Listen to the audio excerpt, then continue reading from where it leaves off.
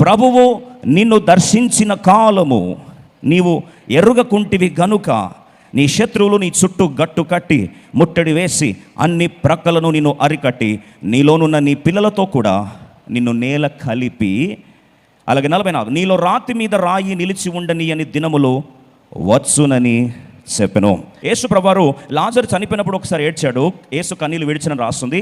రెండవ ప్రాంతం యేసు ప్రభువారు ఏడ్చింది ఇదే ప్రాంతం. యెరూషలేమును చూస్తూ వారు ఈ సత్యాన్ని అర్థం చేసుకోలేకపోయారని ఏడుస్తూ వచ్చాడు. ఈ రాత్రి యేసు ప్రభువారు నీ విషయంలో చింతిస్తున్న ఒకే ఒక ప్రాంతం ఏది తెలుసా? ఈ ప్రాంతమే. దేవుడు నిన్ను దర్శించిన కాలము నువ్వు తెలుసుకోలేకపోతున్నావు. ఈరోజు క్రైస్తవ్యాన్ని పట్టి పీడిస్తున్న విషాద గాథ ఏంటంటే, దేవుడు మనల్ని దర్శించుకునే సమయం, దేవుడు మనల్ని కలుసుకునే సమయాన్ని మనం చాలా తరచుగా అపార్థం చేసుకుంటున్నాం.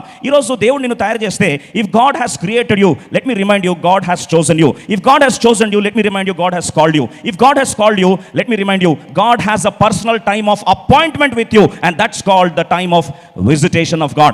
దేవుని దర్శన కాలము. అయితే సాతాను చేసే సమస్య ఏంటంటే, దర్శన కాలాన్ని నువ్వు అర్థం చేసుకోకుండా చేస్తాడు. అంటే ఎప్పుడైతే దేవుడు నిన్ను కలుసుకోబోతున్నాడో ఆ సందర్భంలోనే అవివేకపు ఆత్మగా, అంటే నేను అపార్థం చేసుకునేటట్లు చేస్తాడు. చూడండి, యేసు ప్రభువారు వస్తున్న సందర్భంలో 10 మంది కన్యకలు బయలుదేరి వెళ్ళారు. 10 మంది కన్యకలు బయలుదేరి వెళ్తే వారందరూ కూడా బుడ్డిని తీసుకొని వెళ్ళిన వారే, వారందరూ కూడా వారు దివిటీలు తీసుకొని పోయిన వారే. కానీ ఐదుగురే బుద్ధిగల కన్యకలని బైబిల్ రాస్తుంది. అంటే మిగతా 5 ఎవరండి?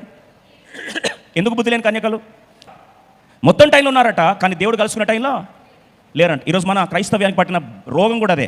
ఎప్పుడు దేవుడు దర్శిస్తాడా? దయ్యం దూరుతుంది అప్పుడే.